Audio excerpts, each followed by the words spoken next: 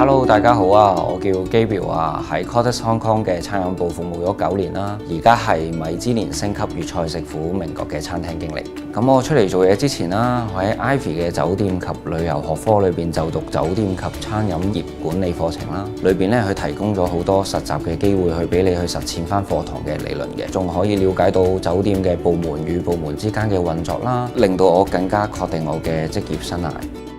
由於餐飲業係其中一個見多識廣嘅行業啦，咁我最終就揀咗餐飲業發展啦。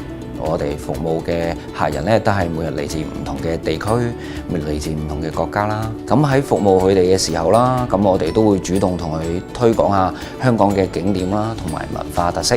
咁啊，另外一邊廂都會了解下客人佢嚟自嗰個地方嘅國家嘅特色啦，咁就可以大家一個互相嘅交流啦。每日一邊工作一邊擴闊眼界，同一個地方體驗到全世界，令到我覺得好充實、好滿足。呢個亦都係我返工最大嘅動力。